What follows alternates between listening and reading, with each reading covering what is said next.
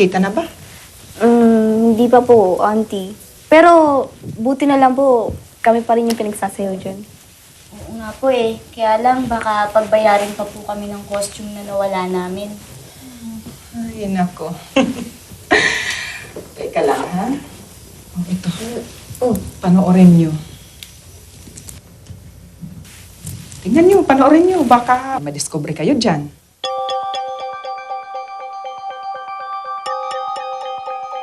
Elena! Elena! Patawarin mo ako! Patawarin mo! Ako ba yun? Ako. Patawarin mo. Patawarin mo.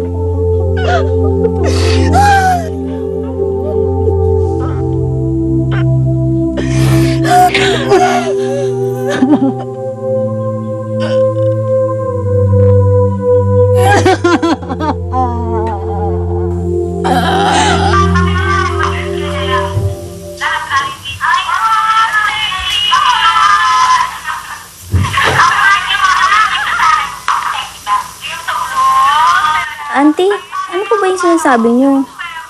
Puro tayo lang naman yan eh. Oo nga. Tingnan nyo, forward nyo.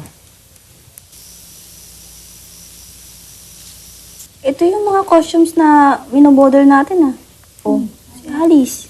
Forward mo pa. Sige, forward mo pa.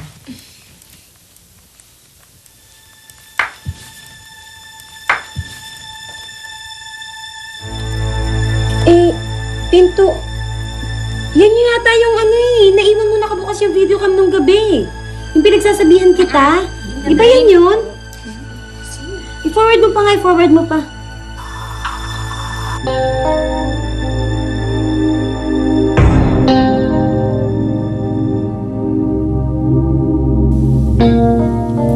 Walang hiya talaga yung mga babaeng yan. Sabi ko na nga ba eh. Tingin nga. Tingnan mo, yan oh. Nakainis talaga. Masaktahin talaga. Mga malditang wannabes. Si Sheena at Charm pala ang kumuha ng mga costumes natin. Kailangan mai-report natin kagad to. Tara. Wait lang, wait lang. Huwag kayong magpadalos-dalos. Naisip akong mas magandang paraan. Dapat maramdaman din nila ang mga ginagawa nilang kalokohan sa atin. Sayang naman yung malaking pagkakagusto sa akin. Si Engineer Gerald.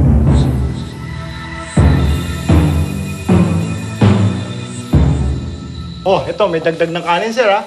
Ito naman sana, dagdagan mo kanor yung ulam, huwag naman puro kanin. O sige, sa susunod, dagdagan nyo rin yung bayad nyo, no? Ikaw naman, Mang Kanor, di na kami makadiskwento sa'yo. Matagal mo na kami suki dito. Sir naman, naghahanap buhay lang naman yung tao, ikaw naman, no? Magandang hapon po. Ako po si Attorney Trasona. Muna po kayo. Salamat po. Alam na po namin yung tunay na pangalan ni Carlo. Yung nireport po namin sa inyo dati. Mabuti kung ganun para malaman natin kung dati siyang may record dito. Ano nga ang tunay niyang pangalan? Constantino de la Paz po.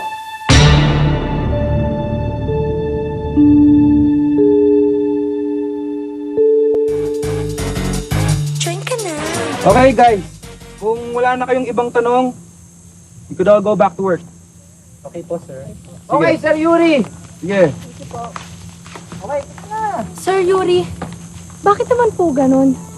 Pagkatapos walain ng iba dyan ang mga costumes nila, sila pa rin ang sasayaw at hindi kami. Eh, ang laki ng ginastos ng kumpanya sa pagpapagawa ng costumes, Una sa lahat, hindi ako nagdidesisyon sa mga ganyang mga bagay. Si Ma'am Sunshine yung nag-uutos magpagawa ng costume sila Ira. And siguro dahil sa marami ding magagandang feedback dun sa mga nakanood sa kanila sa show. And isa pa, simula nung sila yung sumayaw, mas dumami ang mga guests natin nang galing from other resorts. In short, gusto sila ng tao. May tanong pa ba?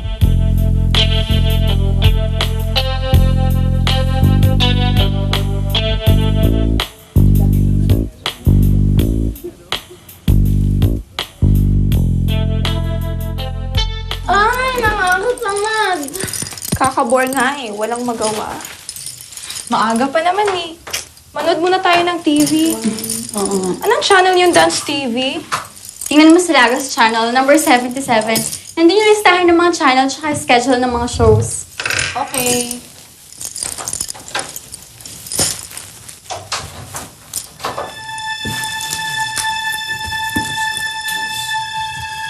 Sheena. Kuya na. Ano? Ganda mo dyan na. Ikaw din kaya yung isa? Saan?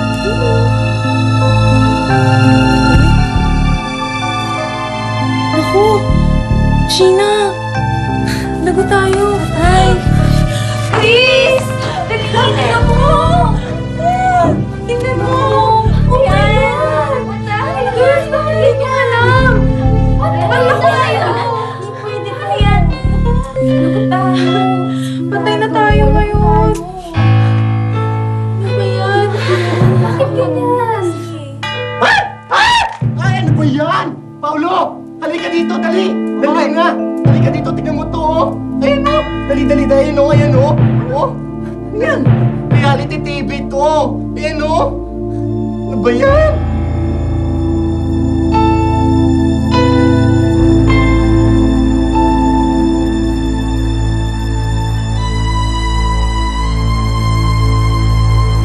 Hey, I know those girls. Hey, what's wrong with the TV? Why is it doing that? Yeah, hey, what's wrong with your local cable channel here? It just keeps repeating itself over and over again.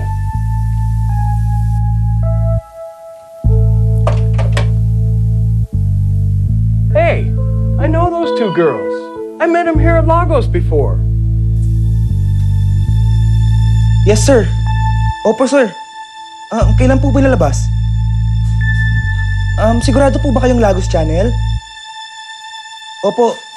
I'm very, very sorry, sir. Baka nagkaroon lang po ng technical problem. I'm really, really sorry. Papacheck ko po agad. Pasensya na po, sir. Pasensya na po. Yuri, ano yun? Bakit nagtatawagan yung mga guests natin? Sige po, sir. Papacheck ko po. Immediately. Salamat po. Yun nga po, ma'am. Kanina pa maraming tumatawag. Di, checkin yun ako anong meron ngayon sa Lagos Channel. Sige, papacheck ko na po. Hello? Front desk. Good evening. Yes, ma'am. Okay po. Jack!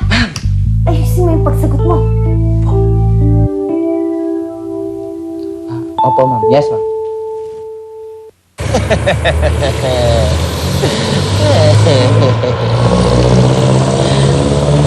Nagtatawanan mo ba ako? Hindi!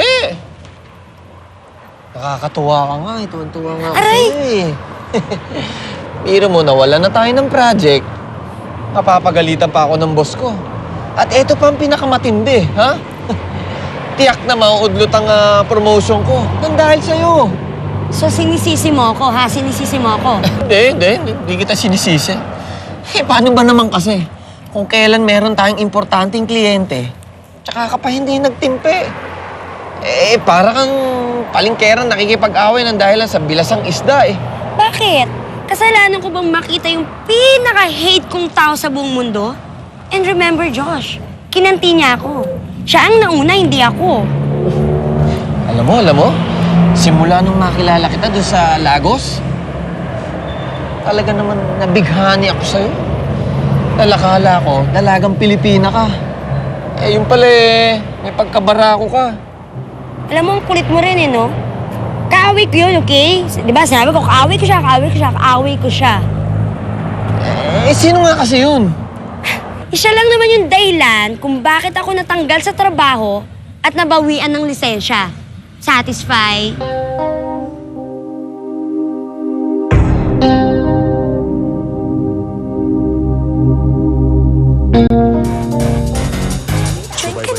Ano bang nangyayari sa atin? Bakit merong nakawan, may siraan, may awayan? Bakit pa tayo tinawag na Team Lagos kung wala naman tayong teamwork? Pwede ko kayong palitan ora mismo. Lahat kayo. Pero hindi ko gagawin yon. Dahil binibigyan ko ng importansya ang bawat taong nagtatrabaho sa kumpanyang ito. Marami na akong naririnig na gulo Pero pinababayaan ko lang at ipinauubaya kay Yuri. Pero ngayon, pati ibang tao nalalaman na ang tungkol sa internal problems natin. Utang na loob. Hindi na kayo mga bata para magantihan at malaman ng ibang tao ang nangyayari sa loob ng Lagos del Sol.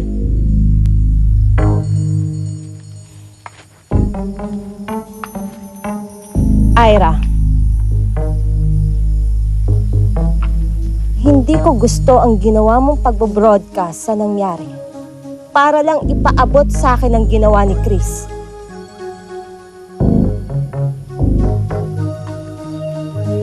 At kayo naman mga wannabes, pinagpahinga ko lang kayo, pero hindi ko kayo tinanggal sa show. Ang bala ko pa nga ay magsalitan kayo ng grupo ni Ira, pero anong ginawa nyo? Binigyan nyo ko ng reason para magalit. Now let me remind you,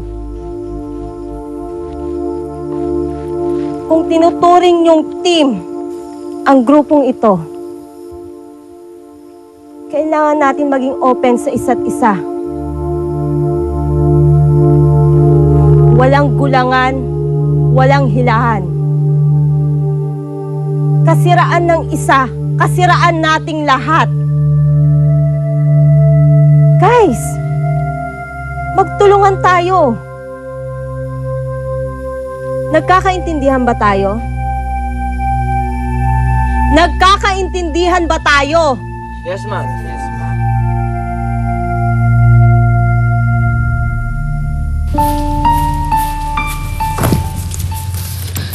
Ba naman yan, Cynthia? Nakakahiya ka. Alam mo, kung di lang kita kaibigan, iniwanan na kita. Subukan mo lang. Bakit ka ba kasi nakapag-away? Sino ba yun?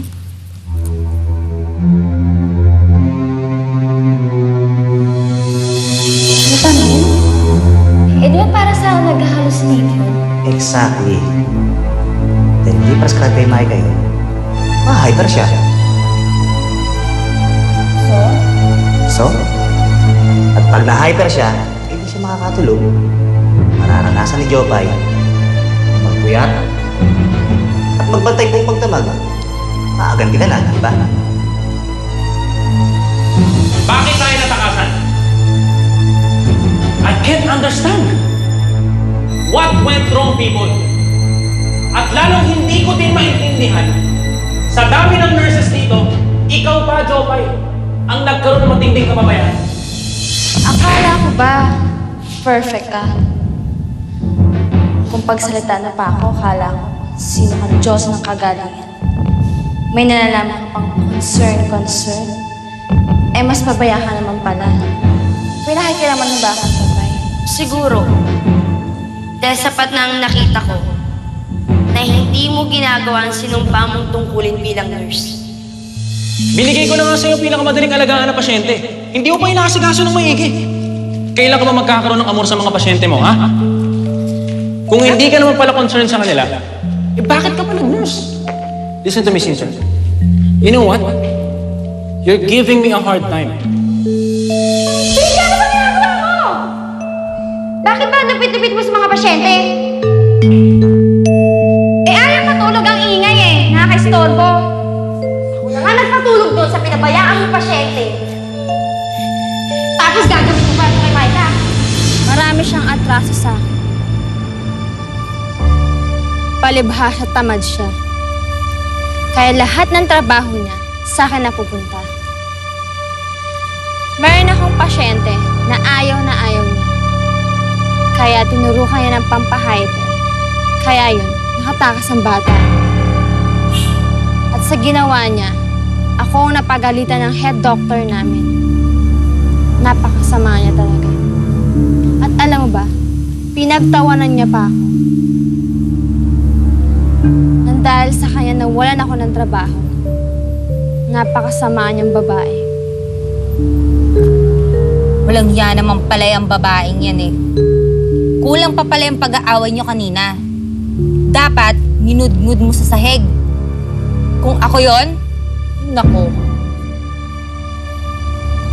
Hayaan hayaan mo na.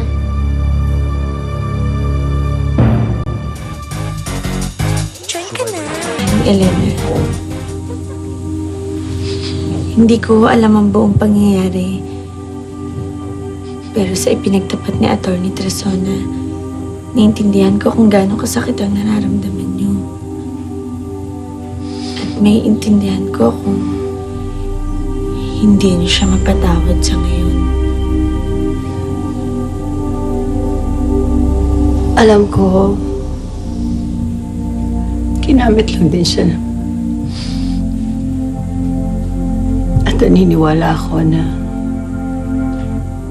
mabuti siyang tao. Hindi niya alam ang buong pangyayari.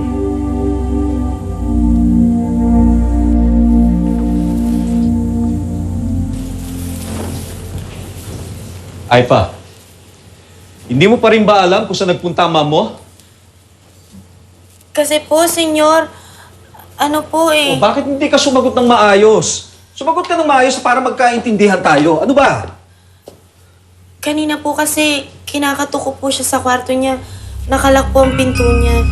Tapos po, nung tinatawag niyo po ako kanina, nakaalis na po siya nun. Ngayon po, tumawag po siya. Ang sabi niya po sa akin, tinalaw niya daw po ang mama niya sa bahay niya dahil may sakit at naglambing daw po na dalawin siya. Ang dami naman nangyari ngayong maghapon. Una, may sakit siya. Tapos umalis ng walang paalam. Ngayon, yung ina naman niya may sakit, dinalaw pa niya. Eh ano naman ang susunod? Ay naku, what the hell are you doing, Katrina?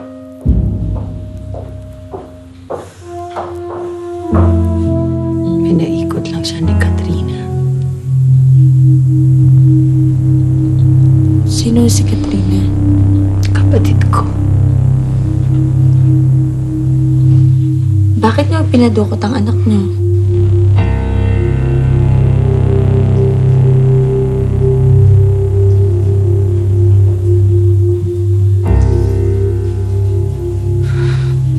Wala kami pinagkaiba ng nanay mo.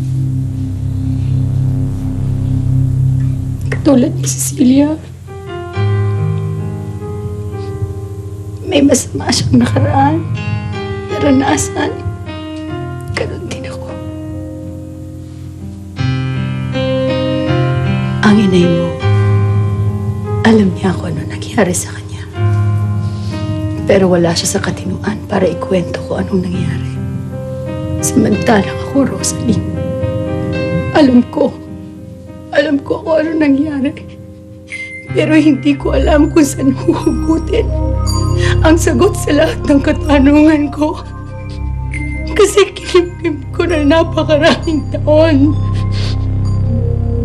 Pero ngayon alam ko kung saan ako mag-uumpisa. Ano ang ibig niyo sabihin? Si Marco, kailangan makausap ko si Marco.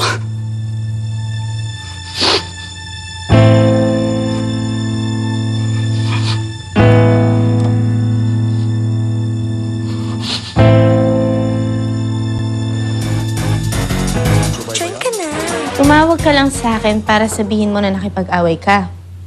Gusto ko lang i-share sa'yo. O ano nangyari? Pinagsasampal ako, sinabunutan, at sinuntok.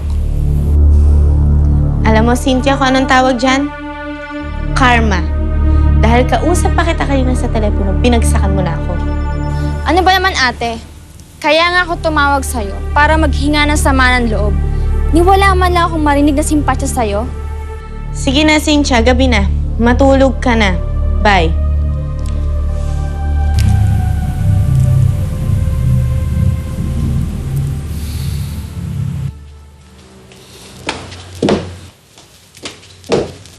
Miss Jobay, ano po nangyari sa inyo? Ay naku, Aifa. Simula nang binanggit mo sa akin ng pangalang Cynthia, nagkamalas-malas ng araw ko. Ano ba naman bahay ito?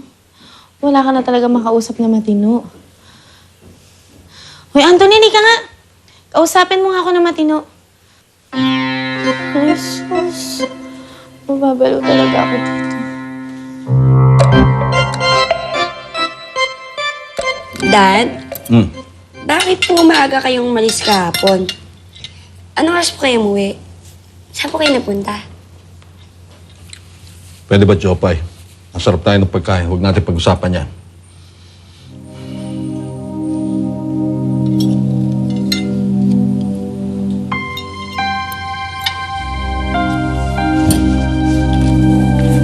Jopay. Yeah. I'm sorry. It's just that lately, alam mo, hindi ko gusto yung mga pinaggagawa ng mami mo eh. Bakit po, Dad? May problema po ba? Wala naman. I'm sure everything is okay. Sige, mabuti. Tapos yung na yung pagkain mo. Akit lang ako, bibihis ako. May pupuntahan pa ako eh.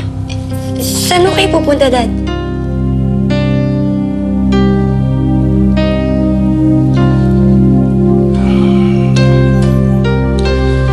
Ang mami mo kasi nasa lola mo eh. Pupuntahan ko lang.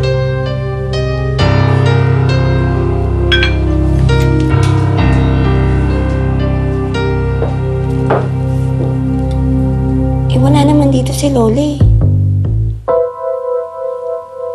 Pupunta si Daddy sa Cebu.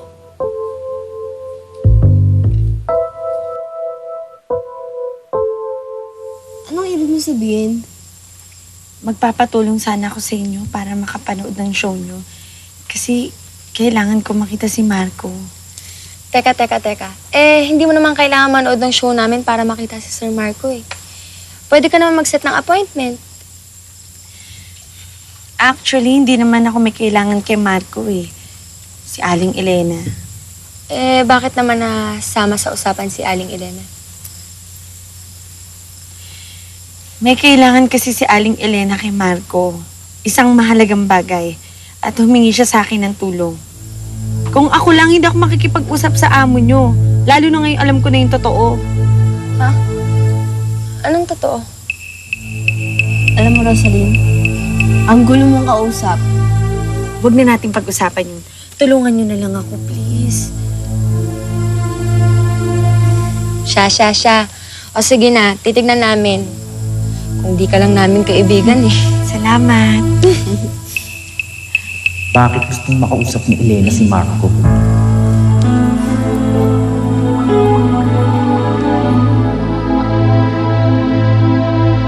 Sinusundan mo ba talaga ako? Doon ka muna, Anthony. Anong ginagawa mo dito? Itanong mo yan sa sarili mo. Anong ginagawa mo dito? Dito ka nakatira? Ang lakas din ng loob mo pumunta dito, no? Bakit? Alam ko bang dito ka nakatira? Ngayon, alam mo na. Bahay ko lang naman tong tinutungtungan mo. Mahilig ba kayo sumayaw? Mahusay ka bang kumanta?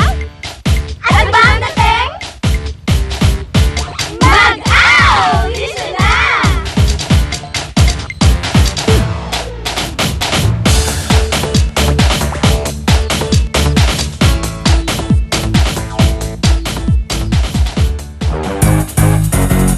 Join ka na. Punta ka na. Isla Chiquita.